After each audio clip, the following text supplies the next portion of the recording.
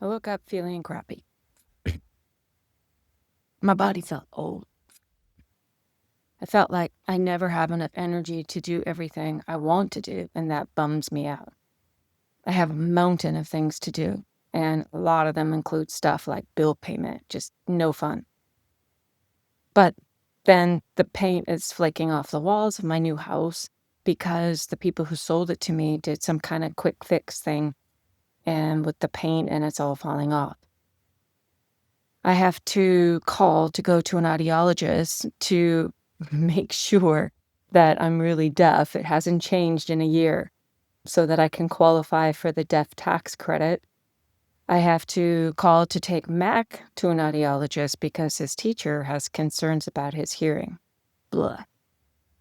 So all this stuff is my pile of life. And for sure, the longer I look at it, the bigger it all gets and the more tired I feel. But I'm not unique or alone in having a pile of life. We all have it. It may or may not include disability.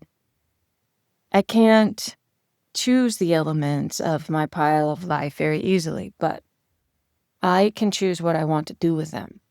Like, I can choose how I feel about them. I choose what my focus will be. When I feel really crappy and overwhelmed with my pile, I close my eyes and I think of my perfect world. I think of my world at its best, what I dream of.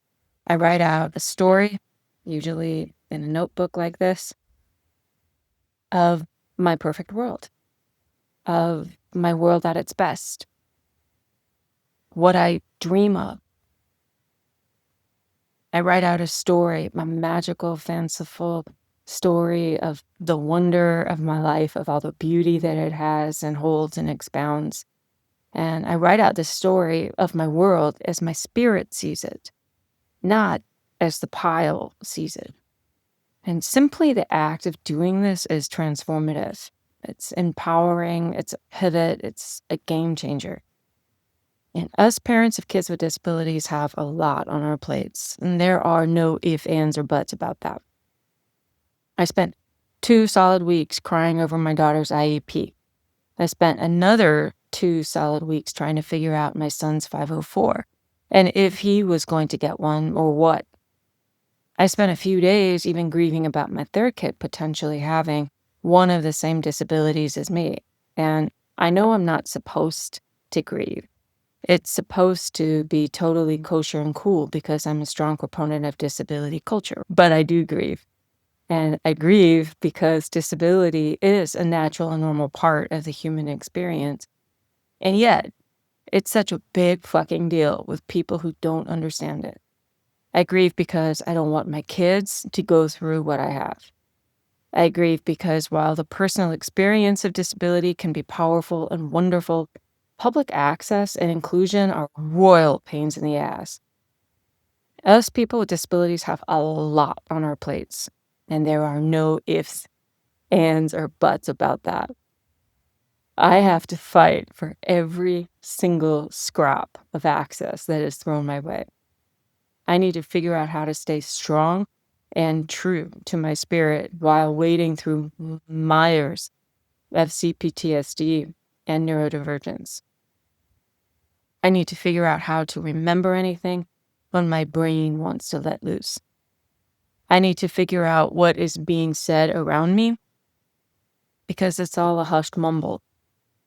I have a constant daily stress from the news and the threats of X, Y, and Z being cut, and I don't know what I'm going to do about any of it. I'm exhausted from trying to explain how I don't look disabled, but I sure as hell am, and that being disabled is not a bad thing. These plates of mine are full. The plates, pile of life, all that stuff is real and it's there. And like I said, the focus and the feelings are my choices. So I sit down and write the new stories. And I write stories of a world that we create that celebrates every person, all people, that realizes and recognizes that we are all beloved. I write stories that include my beautiful home, my gardens that feed and sustain both body and spirit, that heal and nurture. I write stories that include my 3 lovely children, each so perfect in their existence. I write of them happy, flourishing, thriving, learning, growing, being and becoming who they truly are.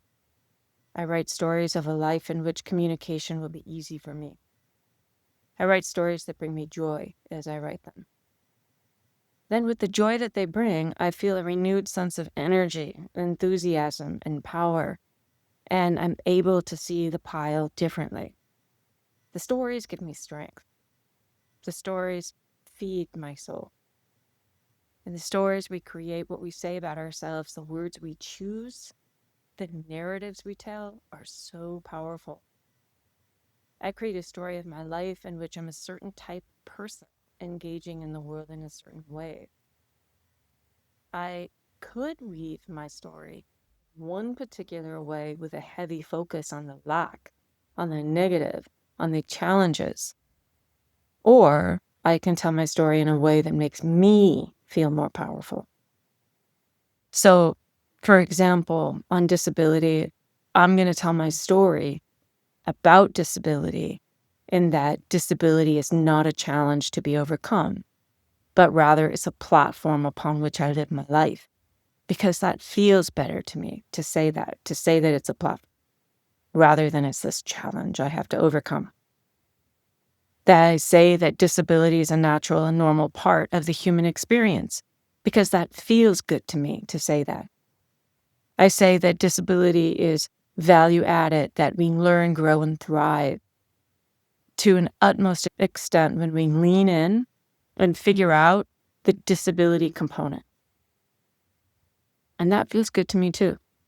On being a single mom, I'll tell the stories and I'll tell that particular focus that being a single mom means that my kids thoroughly learn self-sufficiency, responsibility, and independence.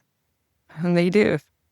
And my kids learn the value of one active, engaged grandparent. My kids learn, and I also learn, the timing and organization, resourcefulness, and financial management. And we develop stellar natural skill sets in those. On the grief and loss story and narrative and experiencing the grief and the loss that I have, I'm going to tell that story that I had the experience of knowing what a truly great brother is. I have an angel that I can call by name, and my grandparents gave me wonderful, funny memories that I'm grateful for, and a rich love for movies and learning. I could go on, but you understand where I'm going with this. It's all about focusing on the things that I want to focus on. It's about focus and weaving and creating a narrative that shifts my feelings and enhances joy and ultimately, literally becomes my reality. Because we create our lives and our stories. We spin our tales as we will, and we shift and shape our narratives. And we choose the angle, the plot twist, the trajectory. So, how do we want to tell it?